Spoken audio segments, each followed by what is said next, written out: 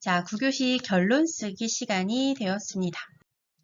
우리 그동안 서론하고 본론 쓰기 정말 열심히 했죠. 자, 결론은 말 그대로 이 글의 마무리를 하는 부분이에요. 우리 친구들이 지금 서론 쓰기, 본론 쓰기는 무언가를 써야 되는지 딱딱 정해져 있어서 결론에 비해서 비교적 편했을 수 있어요. 근데 결론도 사실 어느 정도 써야 된다라는 지침들이 있기는 하지만 그래도 내가 앞에 썼던 글들의 마무리를 어떻게 해야 될지 고민을 조금 많이 해야 되는 부분이에요. 그래서 그 고민에 도움이 되게끔 선생님이 3가지 방법을 알려주겠습니다. 자, 우선 첫 번째는요. 앞에 내가 썼던 내용을 간단히 정리해서 다시 이야기를 하고 그래서 이렇게 하자라고 내 주장을 다시 강조하는 거예요. 두 번째는 지금까지 우리가 주장하는 글 논설문을 썼잖아요. 이걸 사람들에게 알리고 내 주장을 이야기하기 위해서 쓴 거기 때문에 우리 그러니까 이제 이거에 좀 관심 좀 가집시다. 실천을 합시다. 이렇게 하자는 내용을 쓰는 것도 좋습니다. 그리고 3번째는 내가 주장한 대로 하면 이러이러해서 이런 좋은 결과가 올 거예요 라고 그 좋은 전망을 하는 거예요. 앞을 내다보는 걸 우리가 전망이라고 하는데 내가 주장한 대로 한다면 나는 당연히 좋은 결과가 올 거라고 생각해서 이 주장을 하는 거잖아요. 그러니 어떤 결과가 올지 강조를 해주는 거죠. 자, 구체적으로 예문을 보면서 다시 한번 정리해 볼게요. 앞에 나온 내용을 요약하고 그래서 내 주장대로 하자고 다시 강조를 하는 거예요. 길을 가면서 스마트폰을 보는 일은 매우 위험하니 길을 다닐 때는 스마트폰을 보지 말 것을 내가 이 글에서 강조했다. 우리는 나를 위해서도 다른 사람을 위해서도 늘 안전하게 다녀야 한다. 길을 가면 스마트폰 보지 말자. 안전한 통행이 안전한 길을 만든다. 이거는 딱 보니까 어떤 주장이었는지 알겠죠? 앞에 했던 말을 그대로 베끼는 것이 아니라 좀 짧게 줄여서 요약을 한 다음에 그러니까 이렇게 하지 말자 라고 결론을 아주 잘 지었습니다. 이렇게 마무리가 탄탄해야 앞에서 내가 썼던 글들도 더 의미가 있어지는 거예요. 두 번째는 관심 갖자, 실천하자 이렇게 관심을 촉구하는 부분이라고 이야기를 했었죠. 예문 볼게요. 우리가 모두 관심을 가지지 않으면 이 지구는 사람이 살 수 없는 곳이 될 것이다.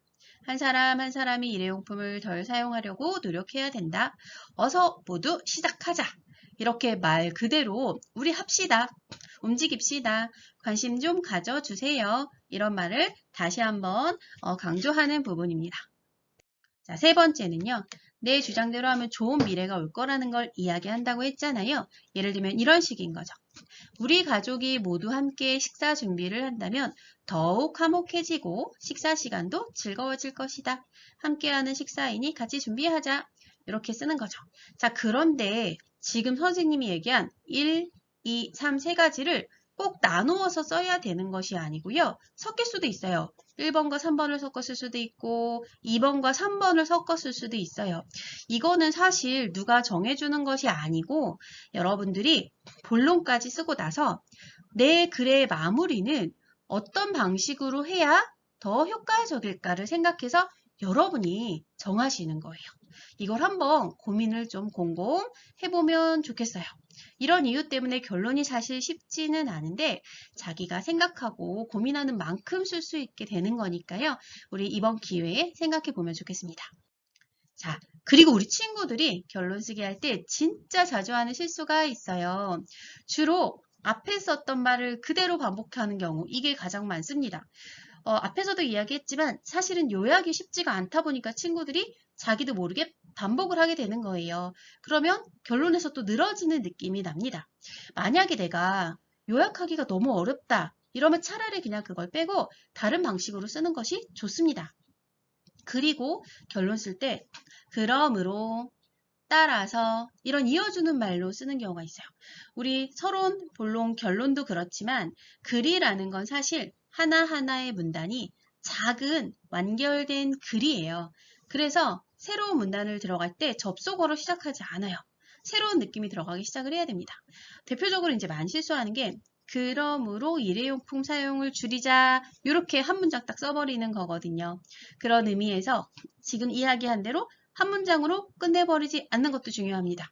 왜냐하면 우리가 한 문단이라는 거는 최소, 정말 최소 2문장, 3문장은 있어야 한 편의 작은 글, 한 문단이라고 하기 때문이죠. 그래서 선생님이 방금 보여준 그 3가지 예문을 한번 다시 보고 몇 문장씩 썼는지 살펴보는 것도 좋은 방법이에요. 자, 그러면 우리 친구들 이제 써볼게요. 선생님이 서론과 본론을 제시해 놓았어요.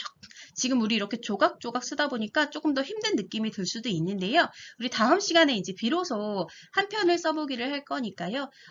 이 시간에 아주 중요한 걸 배운다고 생각하고 한번 해볼게요.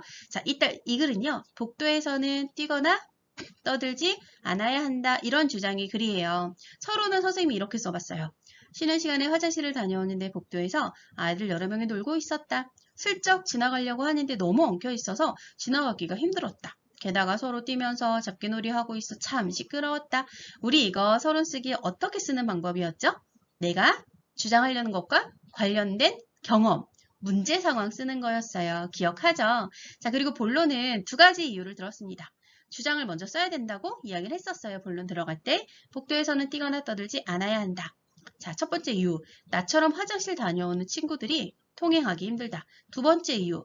그냥 뛰기만 하는 게 아니라 시끄럽게 놀기 때문에 교실에서 쉬는 친구들에게도 방해가 된다. 이렇게 2가지를 해보았습니다. 자, 여기까지 우리가 할 말을 다 했다고 해볼게요. 마지막 결론 쓰기는 그렇다면 내가 어떻게 써야 이 복도에서 뛰거나 떠들지 않아야 된다라는 게 다시 한번 강조가 되고 이 글 전체가 읽는 사람에게 전달이 잘 될까를 생각해 보세요. 다시 한번 이야기하면 앞에 나온 내용 요약하고 주장을 다시 강조하거나 우리 그러니까 이렇게 하지 말자. 이거는 문제 상황이니까 조금만 더 관심을 기울여서 이렇게 하자라고 해보자라고 관심을 촉구하는 거. 그리고 우리가 이렇게 복도에서 뛰지 않고 떠들지 않는다면 이러이러한 점이 좋아질 것이다 라고 긍정적인 미래, 좋은 미래를 예상해서 쓰는 것. 이 중에서 여러분이 쓸 수 있는 것을 좀 섞어 쓰거나 한 가지로 자세히 쓸 수 있다면 한 가지로 쓰면 됩니다. 요거 말고도 우리 예문이 2개가 더 있어요. 활동지 보고 이번에도 열심히 해서 올려주세요.